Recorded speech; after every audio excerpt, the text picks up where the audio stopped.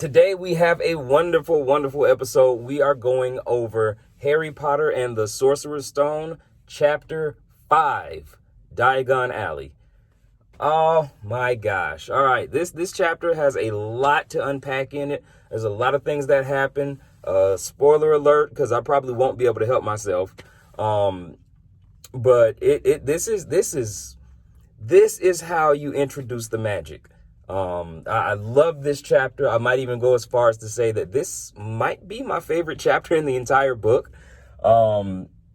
Because it really sucks you in. It really gives you that joy, that sense of magic, that sense of escapism, leaving the real world and actually going to a different place. It's kind of like the Lion, Witch, and the Wardrobe. And when you open up the closet and you go through and then you're in Narnia, you're in a whole different place. This has that type of feel to it where it's just you instantly get transported into a different world. And that's what it's all about. That's what this chapter is all about, is just going into a different world. And finally experiencing what the wizard world is versus the normal muggle world. So let's just jump right into it. I don't even know where to start. Let's start with Harry. Harry, we start this chapter and Harry himself can't even believe it. That's how amazing this writing is. First off, we start the chapter off and Harry himself can't even believe all the events that happened the previous night, or earlier that morning for his birthday. So today is his birthday, and he wakes up, there's an owl, and it's pecking at the window, and he's realizing, this is real. This actually happened. That owl has a letter in its mouth. It's trying to get in here, and it's real. It's actually happened, and he wasn't make-believing and dreaming it all up. One of the fun things that I love about this chapter is the fact that within like the first 5 minutes of this chapter, we are introduced to a lot of concepts and just different tidbits of information that let you know just how vast the wizarding world is. It's massive. And I'm saying within the 5 minutes, Hagrid's still asleep for the most part. But Harry has to pay the owl for delivering the paper, and in getting the payment, Harry's rummaging through pockets and he's finding, knuts, which is wizard currency. So he's finding something new right there. He finds out wizards have banks, and he's like, what? There's a banking system, and they use gold and all this money currency that he doesn't know of and he's not familiar with. As well, Hagrid's got, peppermint somethings, but they got a weird name, and some other candies and snacks and stuff with all these weird names that he's never heard of. And then, Hagrid tells Harry about the fact that the bank is run by goblins. And it's this high security, high profile bank. And they even have dragons securing, the lower levels of the bank. And Harry's just within the first 5 minutes, Harry is introduced to goblins, knuts, dragons, wizard currency, and just, enough things for us to go, this is a big world. So big, in fact, that Hagrid even tells him, hey, the wizard bank is so big, in fact, that it's hundreds of miles below London. Hundreds of miles. It's so big that if you were to get lost down there, you would most likely die of starvation. This is just the bank. Huge, a wonderful way to just express how vast the wizarding world is going to be. And this is, like I said, just the first 5 minutes of reading this chapter. Anyway, Harry is extremely happy that none of this was fake, and he's ready to go see some more magic as soon as possible. Hagrid even tells him, hey, I can't, I'm not supposed to do magic, but it'd be a shame to have to row this boat And Harry's like, hey, go for it. I want to see more magic. I want to actually see. Technically, I believe that's his first real glimpse of magic, other than the fire that Hagrid made, and other than, turning Dudley into a half piggy thingy, give him a tail. But he actually witnessed this firsthand. So that, I believe, is his first time witnessing and knowing that he's witnessing magic. Anyway, they travel through London. Hagrid is a big old giant. Fun fact, I might have mentioned this in the last video. I didn't know that Hagrid was a giant. I know that it was written, it was literally stated, and a giant stood at the door when he busted in on the last chapter, but I didn't know he was a giant. Just didn't cross my mind for some reason. Anyway, they're walking through the streets, and Harry's just following along, and he's confused, like, man, there really can't be a place, where are we going? We're going to some wizard bank, and there's a place to get all these magical supplies and stuff like that, and they're just traveling right now. So that kind of calmed it down, except we got to see, I think that's when we got to see the list that they had of Harry's supplies. Funny thing, the supply list said that you can bring a toad, you could bring a cat, or you could bring an owl. Those were the only 3 animals that the list said first-year students could bring, or students could bring. I think it said students in general. With that being said, Ron, you got some explaining to do. How'd y'all break this rule like that? Either way, that's neither here nor there. So yeah, we end up in the Leaky Cauldron. And the Leaky Cauldron was wonderful. I felt like I actually walked into the Leaky Cauldron myself. That's how good that writing was. It's a shabby little bar, and all the patrons inside were having a good time, talking amongst themselves. And as soon as Harry walked in, silence, complete silence. They look. It's like he had a presence about him, without even.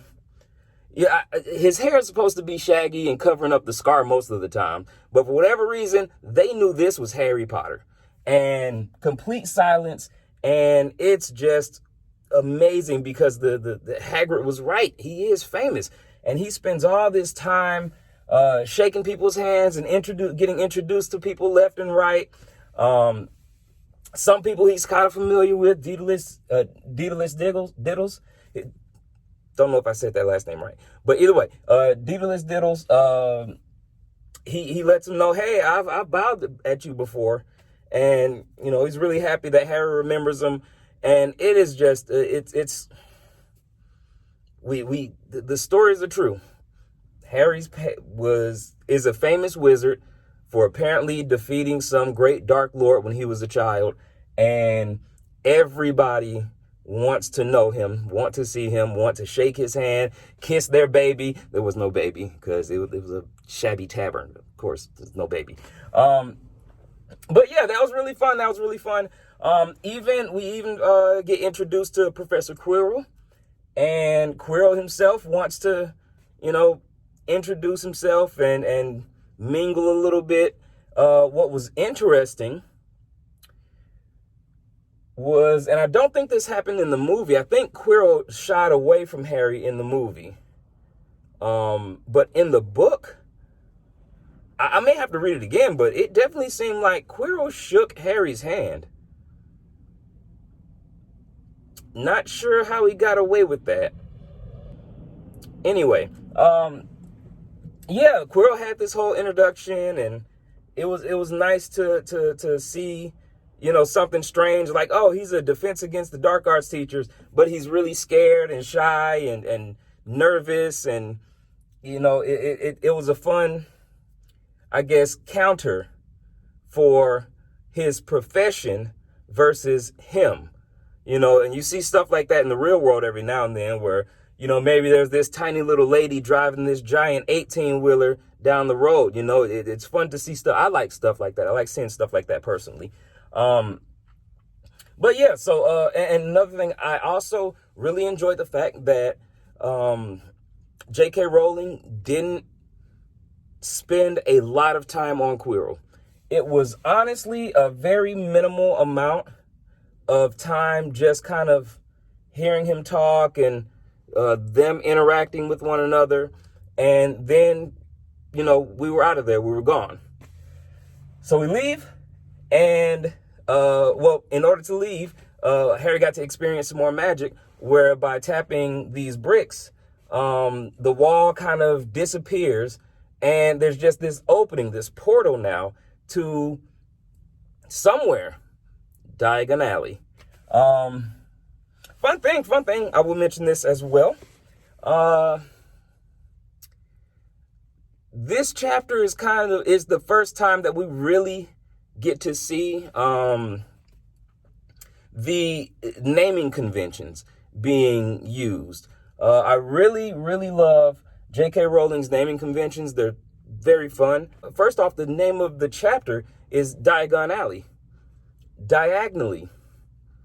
She used the play on words right there, and I love it. It holds dear to me because I love when authors do things like that and sprinkle them in, and you kind of either notice them or you don't notice them, or you might catch them later on.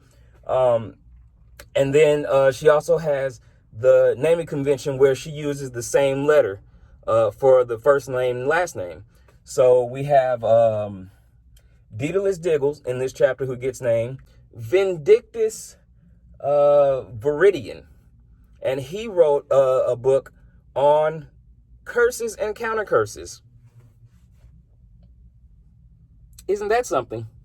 So I love that she uses those type of things in her naming conventions, because when you look up Vindictus, it actually means to get revenge or to alleviate oneself, something like that,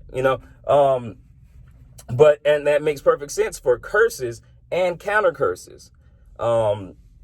So I love the naming convention. Absolutely love the naming convention.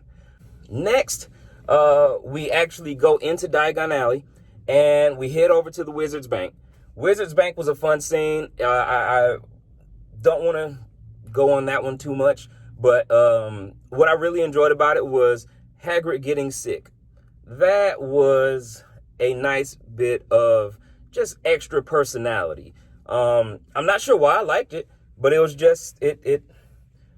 She didn't have to put that in there, but it felt good to know that Hagrid was getting queasy, and it's like, this guy's used to magic, he's used to all sorts of stuff, and he gets motion sick from riding on this, this roller coaster track, basically, this mine cart.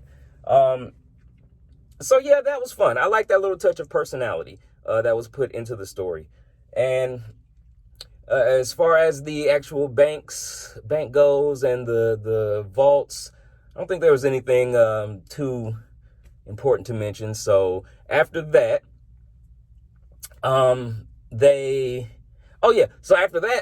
Harry's, getting queasy, kind of leads him to saying, hey, Harry, I want you to go and, just do a little bit more shopping, and I'll go for a pick-me-up at the Leaky Cauldron.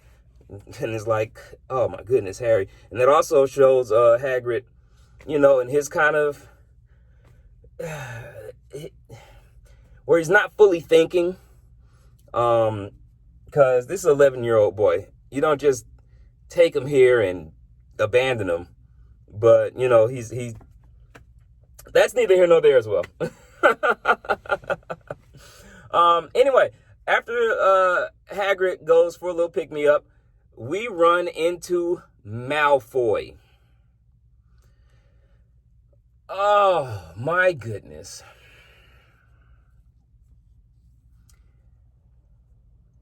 This introduction to Malfoy was written so perfectly, phenomenally. It it,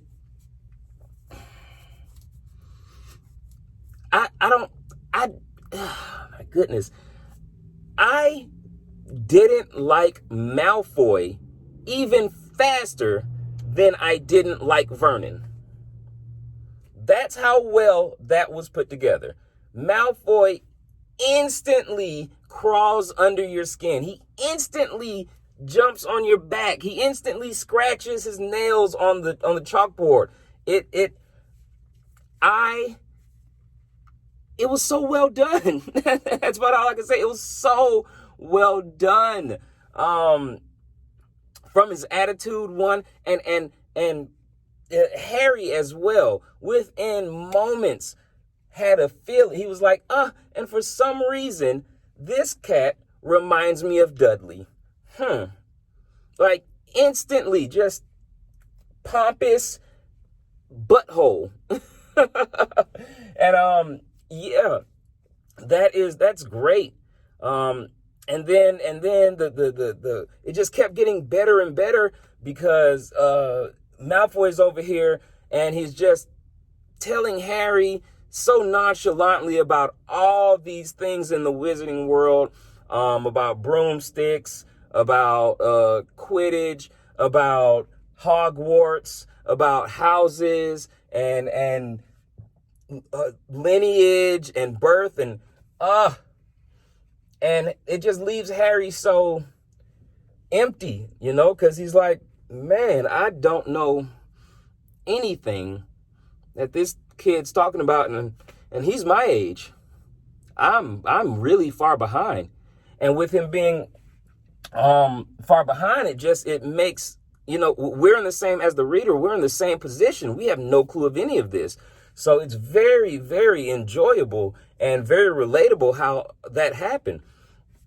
And then just to, kind of keep writing Malfoy so bad in the sense to where Hagrid shows up at the window with some ice cream cones in his hand, and Malfoy immediately insults Hagrid. He immediately insults Hagrid, the one and only link that Harry has to this magical world. And, it's sliced in half, like good people, bad people. We instantly get that feeling of the separation. And that's just wonderful. That's just wonderful. It really, it's very captivating. It gives us a reason to root for Harry like we didn't have one already. But it attaches us to Harry a little bit more, to see this character at such a young age being such a snob and just not being worth, the sand in his pants or something like that. But yeah, so that happens and he leaves. He gets away from this little kid and he goes back out. He expresses his concerns to Hagrid. Hagrid tells him, don't you worry about it. You're going to be a great wizard, Harry. Everything's all good. And we go to, I think he might have got the owl right then as well. I was surprised that J.K. Rowling didn't make a big show of Hedwig. I for some reason feel like I remember it being more of a scene, the retrieval of Hedwig, but maybe not. Well, apparently not. It was like a couple of sentences, and it was just like, the prettiest the prettiest snow owl, and that was it. So that's interesting. After that, we get Ollivanders, and Ollivanders was creepy. I think that's the best word for it. Ollivanders was creepy. And again, it's just amazing writing. The way he was written. I love the fact that he had so much character for such a small part. He was you can tell he was a very well-developed character right then, right there. And I'm not sure if she intended on using Ollivander in later books and having him actually be a recurring character, but the way she built him and developed him just in the moment, that one little moment that we meet him, he is very well developed. We already understand he's an older gentleman. He gave Hagrid his wand. He sold Hagrid his wand. He sold Harry, both of Harry's parents, their wand. He remembers every single wand he's ever sold. He sold Voldemort a wand. Like, this guy's been here for a while. He knows his craft like the back of his hand. He probably knows his craft better than the back of his hand. And, he's very proficient in what he does. Very, very proficient. And Harry has, a tough time trying to figure out, which wand is his. And we hear, the wand chooses the wizard. And Ollivander's just running back and forth trying to find these wands, until he comes across the one where he's like, well, this is peculiar. Maybe the wand for you is the brother of the wand that gave you that scar.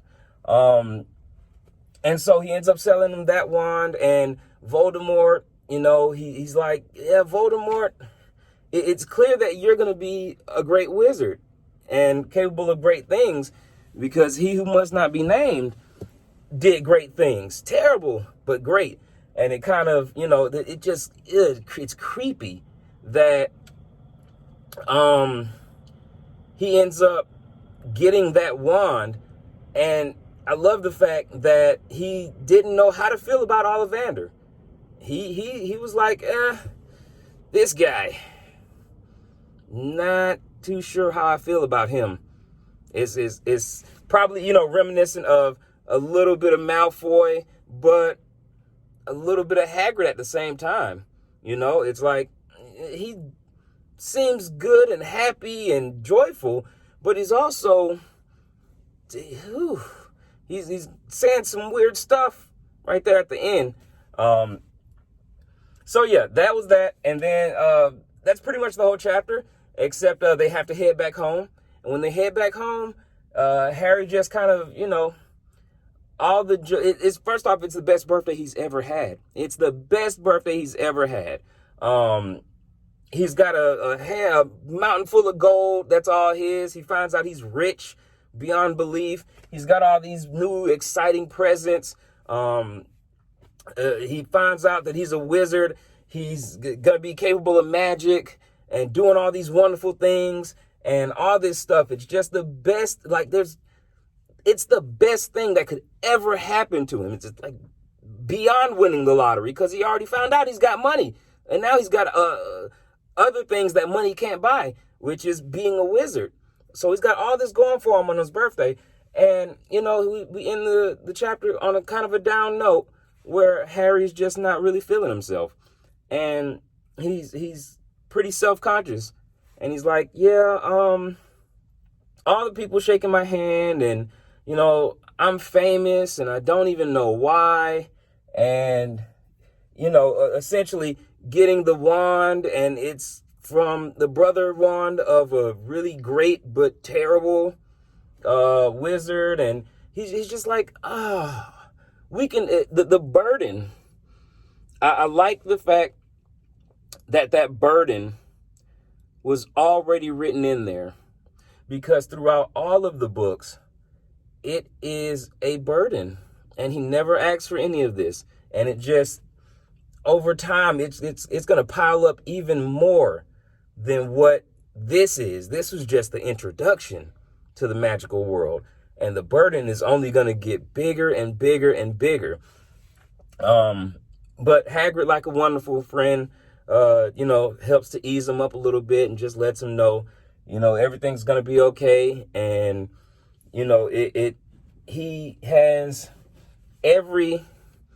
he should have no reason to think that he won't be a good wizard.